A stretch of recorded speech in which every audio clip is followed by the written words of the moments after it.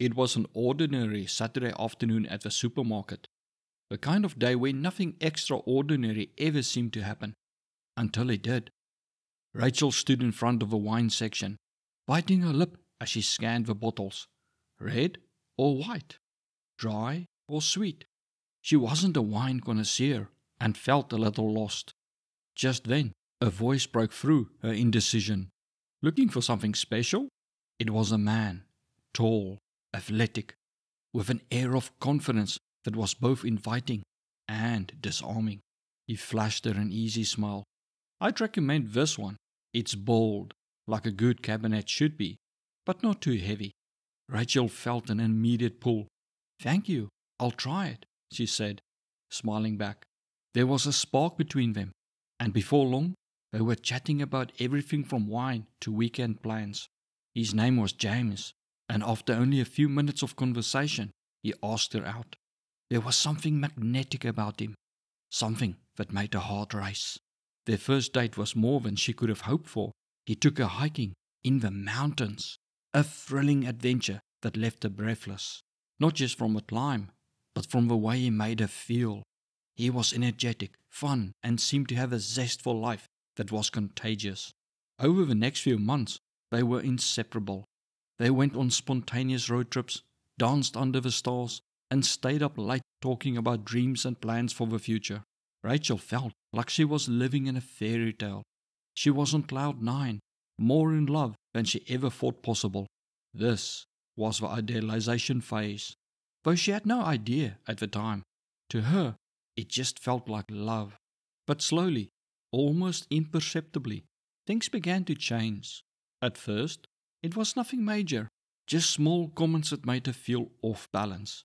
James started making digs at her, like calling her too sensitive when she voiced an opinion, or giving backhanded compliments like, you look nice today, but you should try to dress up more often.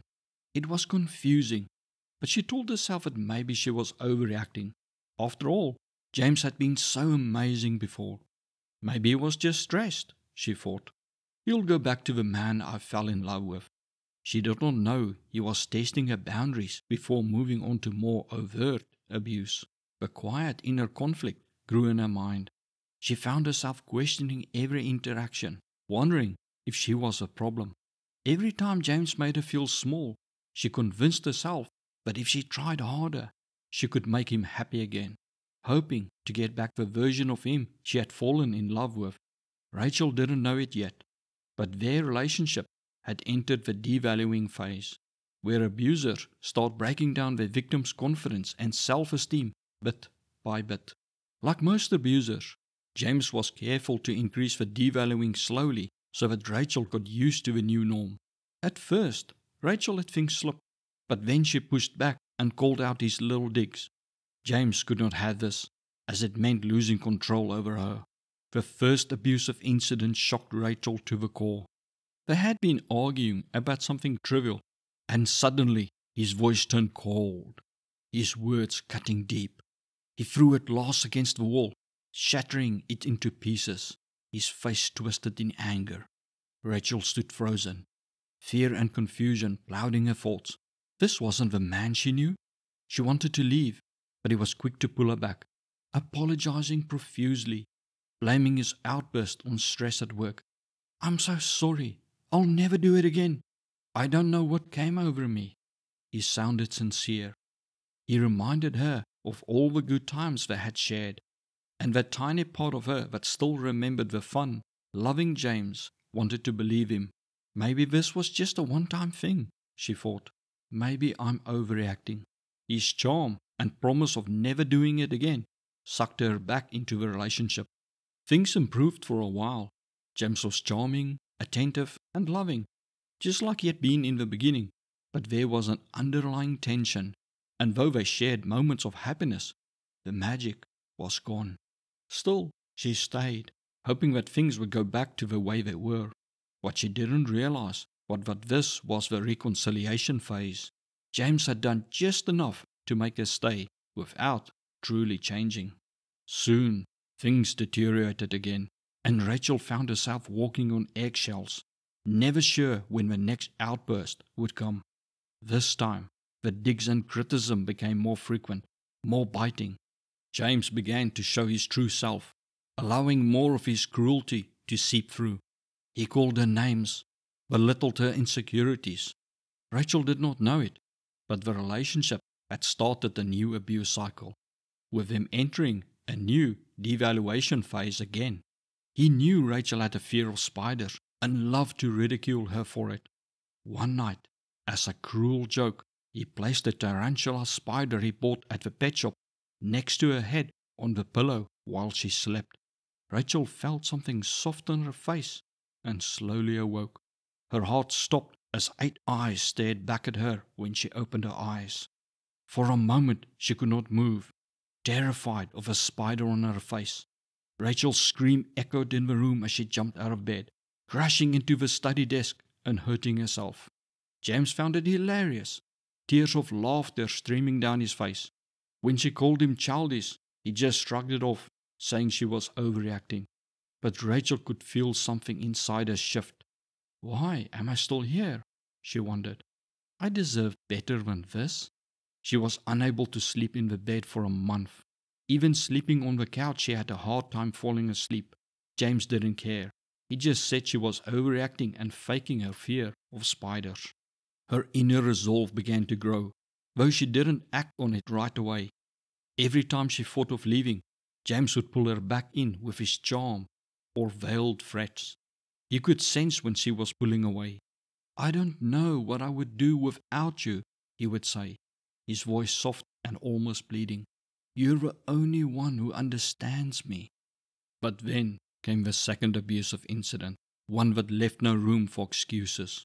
Rachel had been making her bed on the couch, unwilling to sleep beside him. When he demanded she come to bed with him, she did not respond. James's grip on her arm hurt as he pulled her to the bedroom. This has gone on far enough, he said coldly. Rachel ripped her arm loose and pushed him away while calling him a jerk.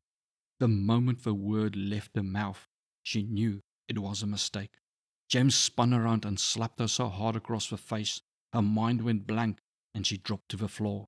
The sting of his hand on her face was like a jolt of electricity, painful and shocking. She was confused, horrified, fear filled her body. How did we get here? She thought.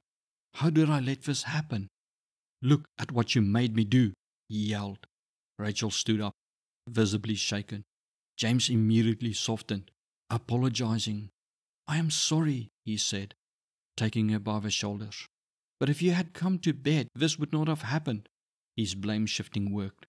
Maybe he's right. Maybe I made him do this, Rachel thought. But another voice echoed in her head. Where was the man I fell in love with?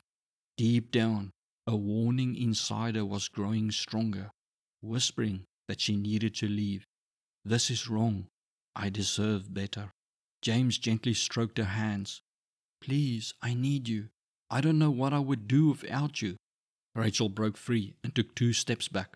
I think I need to go to my mother's house, she said softly. Please don't go, James pleaded. Then in a soft but cold voice, he continued. I am emotional over what happened.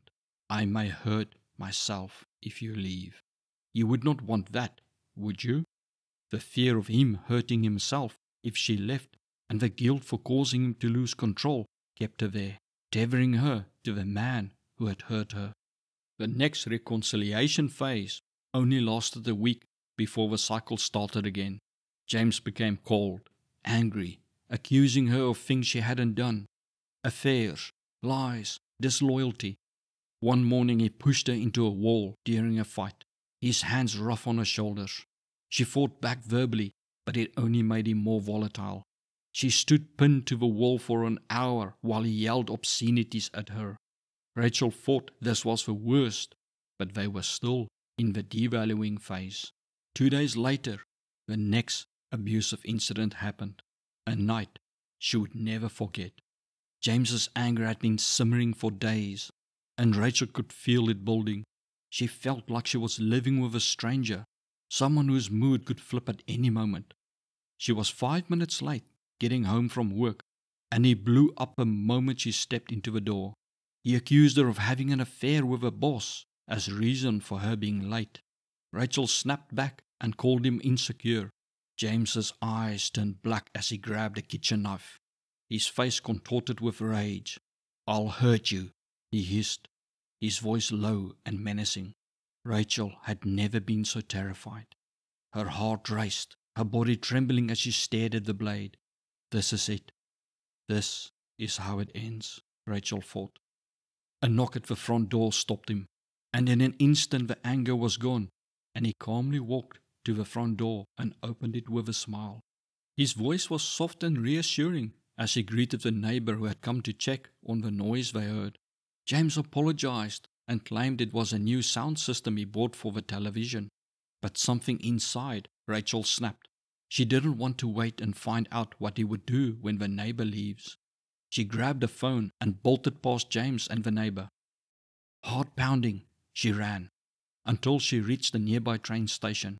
She called a friend, tears streaming down her face, finally understanding what she had been too scared to admit for months.